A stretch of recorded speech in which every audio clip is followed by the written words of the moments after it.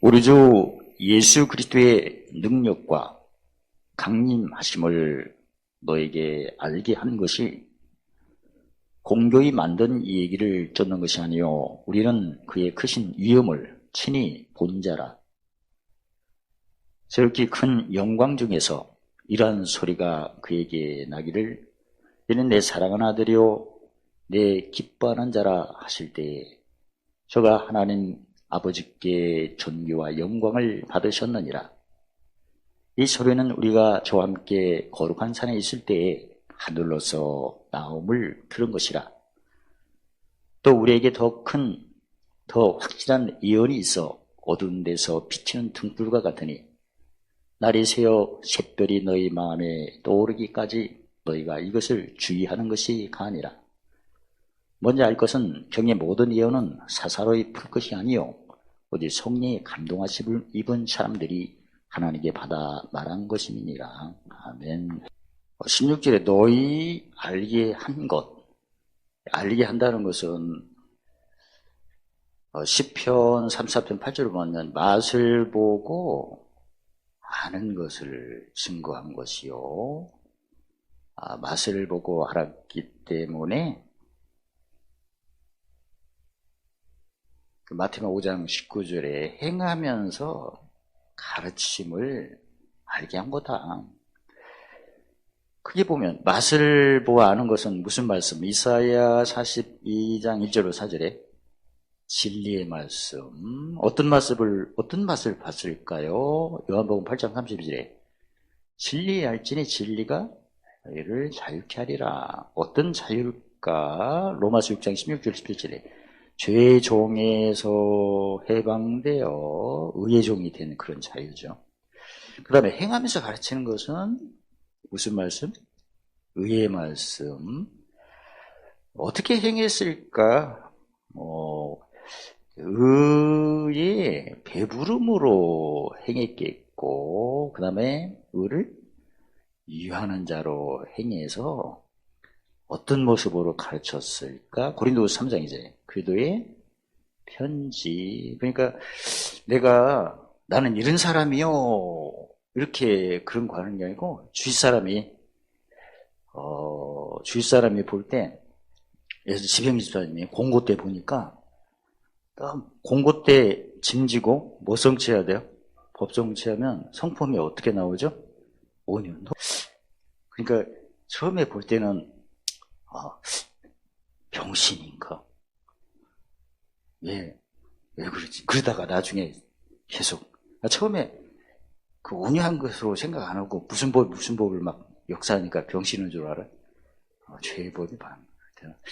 사람이 덜 빠졌나? 응? 근데 나중에 보니까 역시 짐지고 원수 목전에서 못 받으려고 상 기름 부으면 자리 넘으시고 온유하시구나. 그래서 그 뒤늦게 처음에는 죄법의 마음을 사로잡는 마음을 볼 때는 나사가 빠졌나 이렇게 생각하겠으나 나중에 성령의 법이 죄법을 내치고 마음의 법을 자유케 할 때 마태복음 23장 12절에 뭐해서 낮춰서 저렇게 높아지는 걸 이렇게 보여주는구나. 참 사람이 겸손하구나. 형통 때는 성품이 처음에는 나사가 빠졌나 멍청이가 근데 온유하구나. 나중에는 겸손하구나. 이게 바로 뭐 하면서 가르친 거예요? 편지로 해가면서 향기로. 하루도 못 보고 알고 너무나 지는 맛보고 알고 그 다음에 질리고 행할 때도 행하면서 가르치고 편지. 그런 것을 알게 된 거죠. 사도 베드로 정도 되면 수준이 높으니까. 그래서 핵심이 뭔가 보니까 예수 그리스도의 능력. 어떤 능력이에요? 뜻을 풀면. 없는 것을 있는 능력이 아니죠. 아니, 없는 것을 있는 능력이라면 예수님이 오실 필요가 없습니다. 없는 것을 있게 해도 죄는 그대로 있었죠. 결국은 없어지는 거지 그래서 없는 것을 있게 하는 역사를 경험하여 죄가 씻기지 않는다면 고린도서 3장 9절에 한때 있다가 없어지는 영광이지. 길이 있는 영광은 무시심이 있어서 죄 씻음이 있어서. 그래서 죄 씻음이 있는데 고난이 있으면 그때는 영광이 큰 거예요. 또 반전을 하는 거니까, 십자가도니까. 십자가도가 고린도전서 1장 18절에 능력이라는 것은 무슨 씻음이 있다는 근거예요? 죄 씻음이 있다는 근거거든요. 십자가는 죽음을 의미하지 않습니까? 죽었다는 것은 뭔가 죄 때문에 죽은 건데 그게 쓰여지니까. 그래서 고난 지수가 높을수록 영광이 크지. 죄 씻음이 있기 때문에. 그래서 아무튼 죽은 자로 가운데 살아나는 능력을 가지고 강림을 하신 거죠. 초림을 하신 거지. 어떤 능력으로? 죽었다가 살아나는 무시심의 능력으로?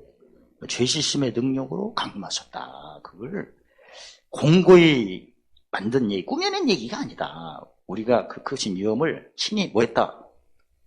친히 봤다. 사도 바울 같은 경우는 친히 안 봤잖아. 근데 사도 베드로는 봤잖아. 그래서 예수님과 동행을 한 거죠. 근데 그 크신 위험의 영광이 많은데 그 큰 영광 중에서 변화산에 거르가산에 갔었죠. 그때 베드로가 무슨 말을 했어요? 여기가 조사원이 초망을 시태 뭐 그런 얘기를 했잖아. 그러니까 무슨 생각을 한 거예요? 그러니까 잠시 드러났다가 결국은 거기에서 변화산에서 음성을 들었죠. 우리가 그리스도와 함께 있을 때 하늘에서 나오는 음성을 들었는데 무슨 내용이었다? 내 사랑하는 아들. 예수님이 아들로 오셨다. 사랑하는 아들. 기뻐하는 자다. 그래서 하나님께서는 회개할 것 없는 의인 99사람보다 한 사람 죄인이 회개하고 돌이키는 것을 더 기뻐하시니까 한마디로 뭐 씻음을 그렇게 기뻐하신다. 죄 씻음을. 그래서 내 사랑 아들, 내 기뻐하는 자. 근데 아들로 오셨지만 무슨 연합을 통과해야 돼요? 죽음의 연합을. 즉 자기 목숨을 마태복음 6장 28절 뭘로 드려야? 그래서 죄 씻는 제물로 드려야 대성물로 섬기는 모습이 마태복음 5장 7절 9절에 원여기는 자, 금여기는 자, 마음 청결 무슨케 하는 자, 화평. 그래서 화평케 할 때 하나님의 아들로 인정을, 일컬음 인정을 하는 거죠. 뭘 맺은 거예요? 열매를 맺어서 하실 때 아버지 하나님께 예수님께서 존귀와 영광을 받으셨다. 그러니까 받으셨다니까 이미 다 이룬 거죠. 왜냐하면 하나님께서는 잘 아신 것처럼 이사야 48장 3절에 장래일 고하시고 보이시고, 그러니까 장래일은 지금 기준으로 보면 임하지 않은 거죠.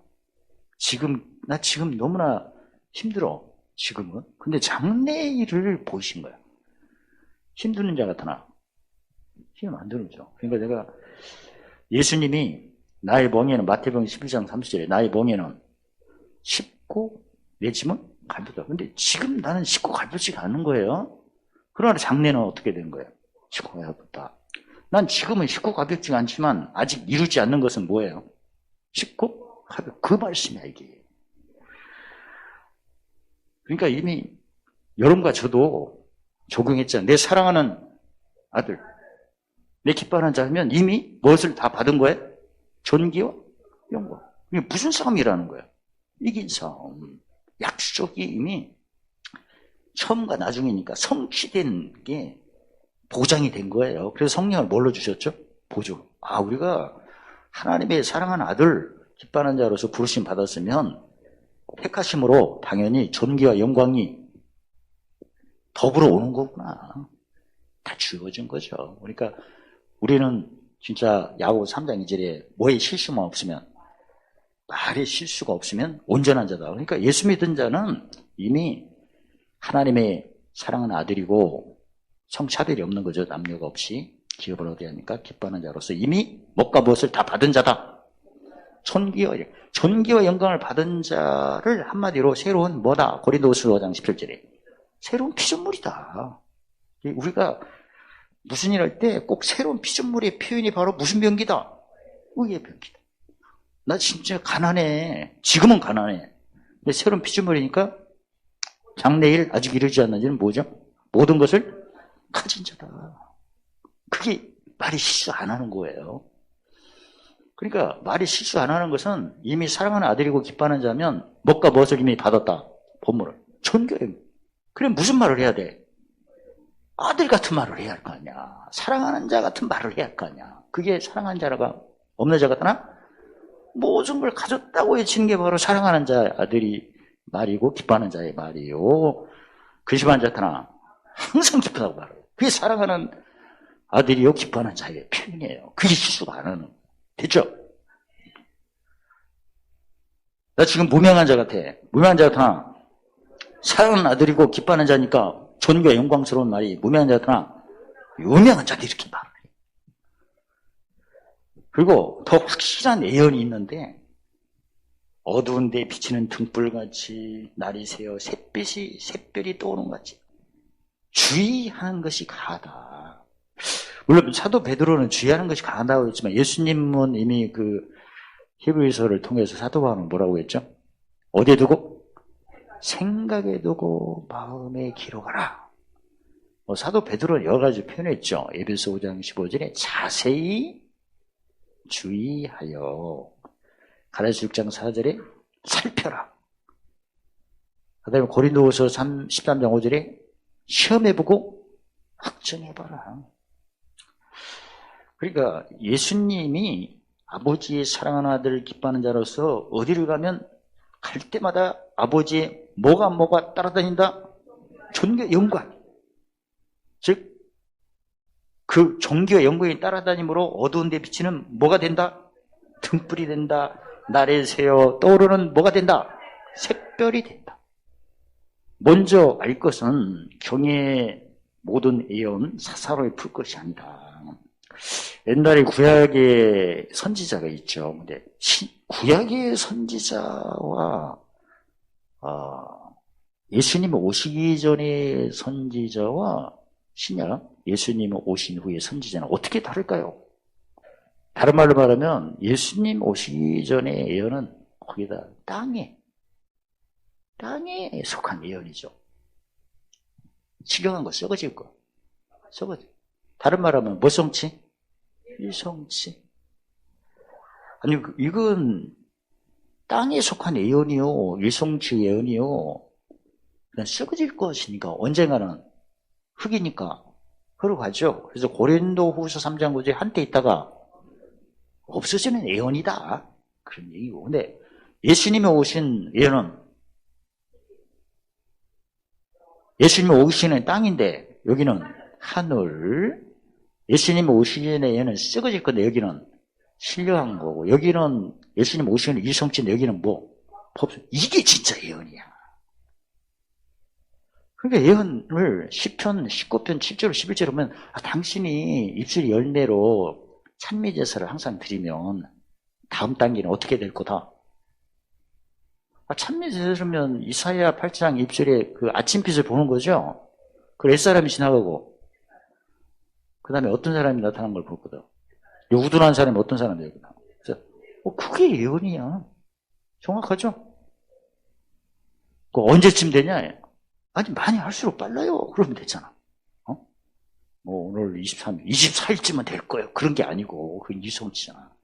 자기가 열심히 하면 뭐 버릴 때 쓰레기 많이 버리면 많이 치우는 거잖아.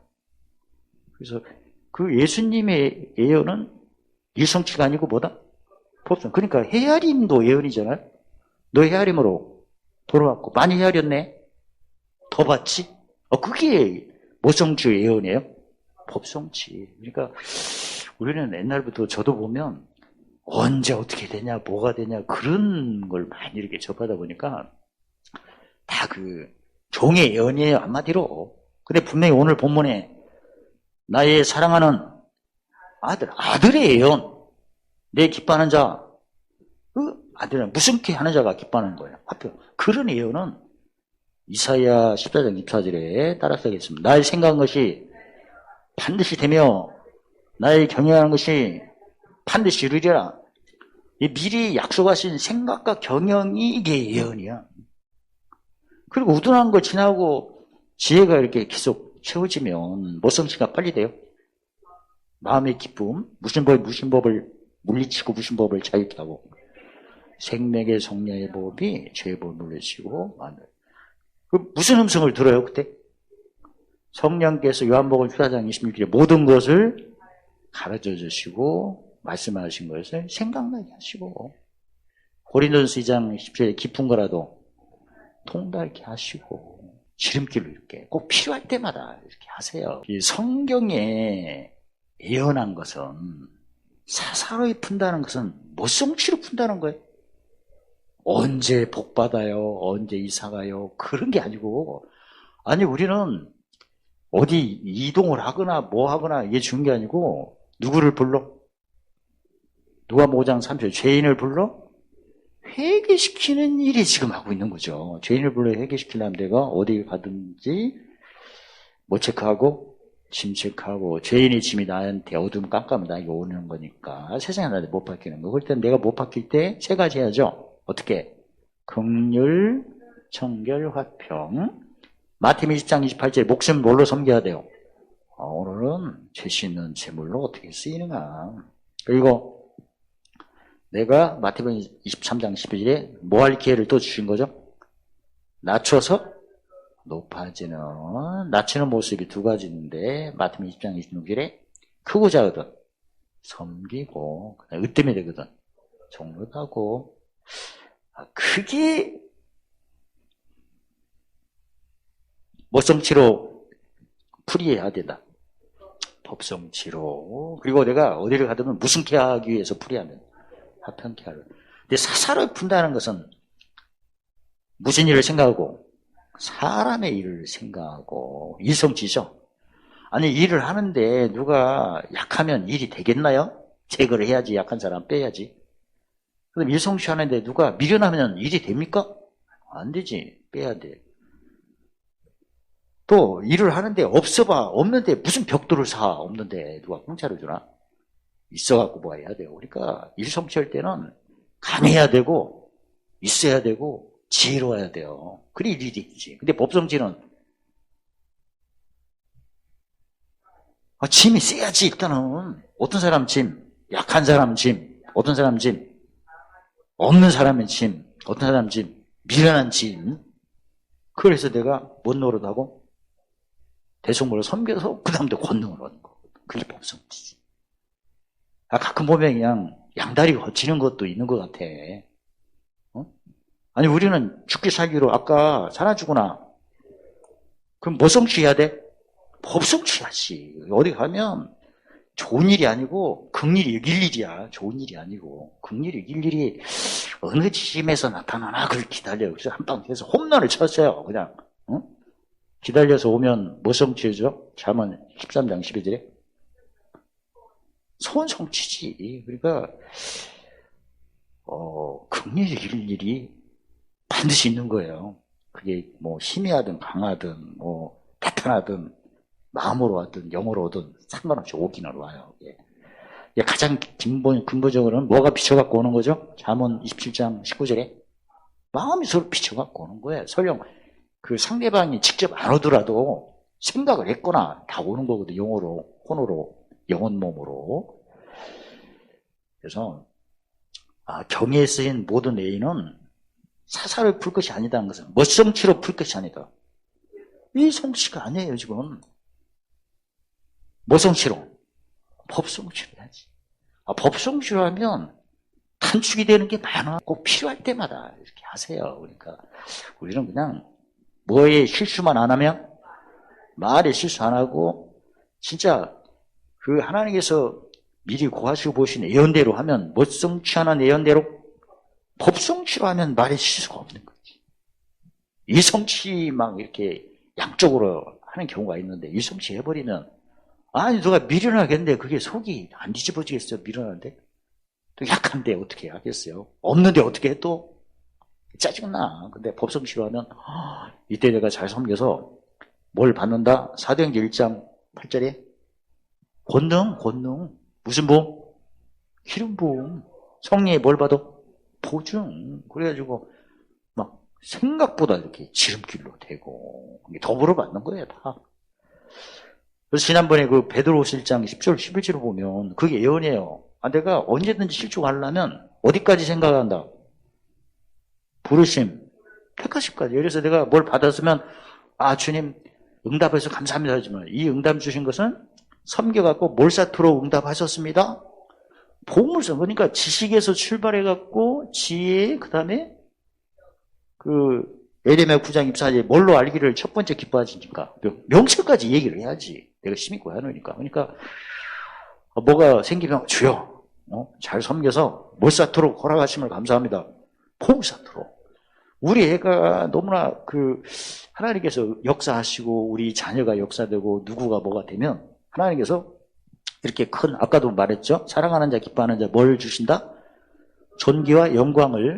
존귀와 영광을 이렇게 허락하셨으니 열심히 내가 낮춰서 대속물로 섬겨 산울에 뭘 쌓게 하심을 찬양합니다. 보면 거기까지 얘기를 해야 된다는 거예요. 그래 실족하지 않지. 명철로 높였잖아. 그리고 보물은 내가 심은권이 안 오리니까 당연히 할 일이잖아. 그래서 말을 부르심했으면 어디까지 하라? 택하심을 넉넉히 주시니까 또 조금이라도 받았으면 하나님 열심히 대속물로 섬겨서 몰사토록 하라가심을 감사합니다. 끝나겠습니다. 할렐루야. 하나님 감사합니다.